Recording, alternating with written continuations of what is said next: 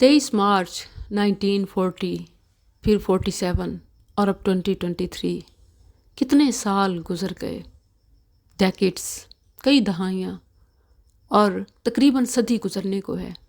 کیا کھویا، کیا پایا؟ کیا پاکستان صرف زمین کا ایک ٹکڑا بنانے کے لیے تھا کہ ایک ملک بنا لیں ایک الگ قوم کے لیے، یا کوئی مقصد بھی تھا؟ یاد رہے کہ جس طرح ہر انسان کا اس دنیا میں آنے کا ایک مقصد ہے، اس مقصد کے بغیر انسان انسان نہیں بلکہ جانور ہے، اسی طرح ہر پاکستانی کا بھی ایک مقصد ہے، اور وہ مقصد نہیں تو کچھ بھی نہیں۔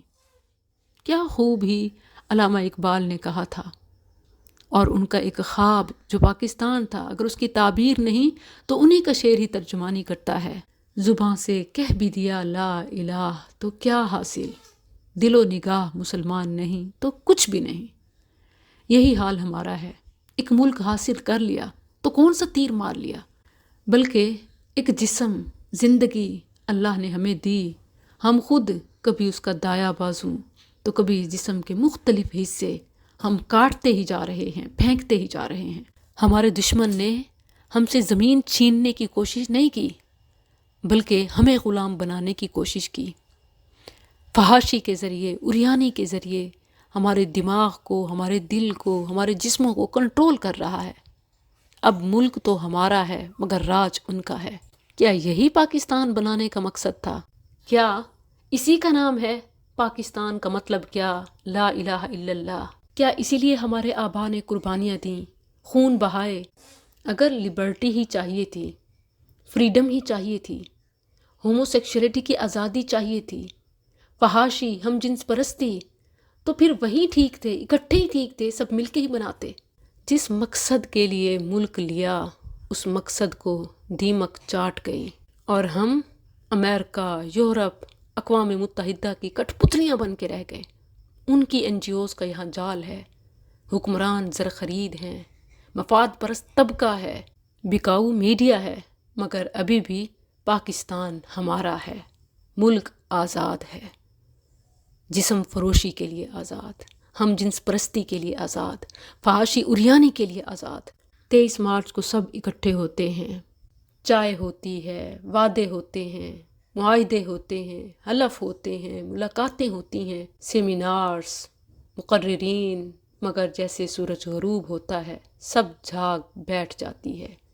24 مارچ کا اگلا دن وہی پرانی باتیں، اور ہم رہے غیروں کے چمچے۔ کبھی ہم نے اس امر پر غور کرنے کی زحمت گوارا نہیں کی کہ گزشتہ دہائیوں سے ہم نے کیا کھویا اور کیا پایا۔ بحیثیت قوم ہمیں اتنا بھی وقت میسر نہیں کہ ہم اپنا احتساب کر پائیں کہ ہم نے قیام پاکستان سے اب تک کیا کھویا ہے اور کیا پایا ہے۔ جہاں تک میں اس سوال کا نتیجہ حاصل کر پائی ہوں وہ یہی کہ ہم نے بس کھویا ہی کھویا ہے، پایا کچھ نہیں ہے۔ ہم ایک قوم نہیں بن پائے، ہم ایک ملت نہیں بن پائے، ہم نے اپنے ہی جسم کو چھلنی چھلنی کر دیا، کاٹ کے ٹکڑے پھینک دیے۔ حکمران طبقہ، اشرافیہ، ان کے کان پر جوں تک نہیں رینگتی۔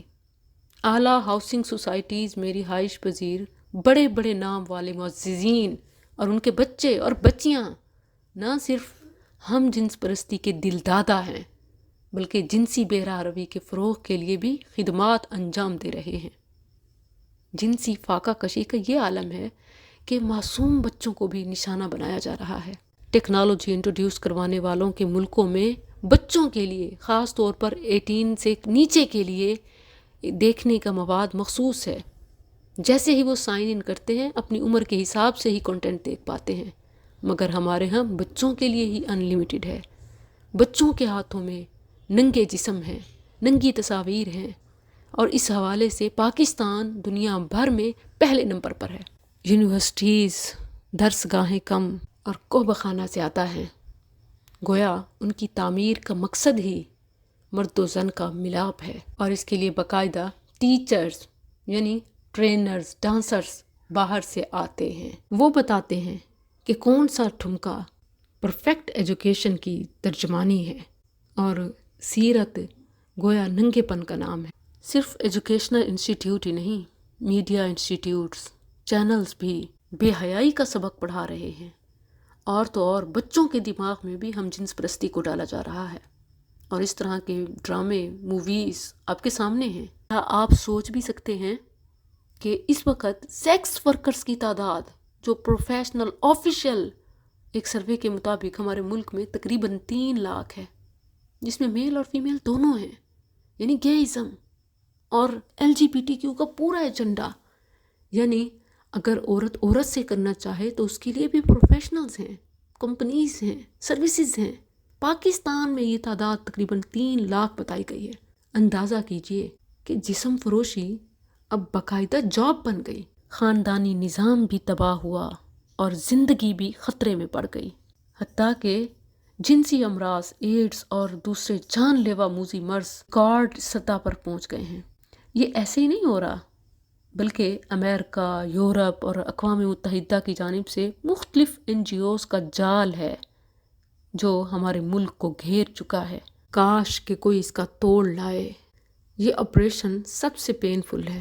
سرجری تو کوئی بھی ہو مشکل ہی ہوتی ہے، پرہیز ہوتا ہے، بہت کچھ چھوڑنا پڑتا ہے، بہت کچھ قربان کرنا پڑتا ہے، مگر ایک قربانی تب دی تھی ملک لینے کے لیے، اور ایک قربانی اب دینی ہے ملک بچانے کے لیے۔ زمین مل بھی گئی تو کیا حاصل، مقصد حاصل نہ ہوا۔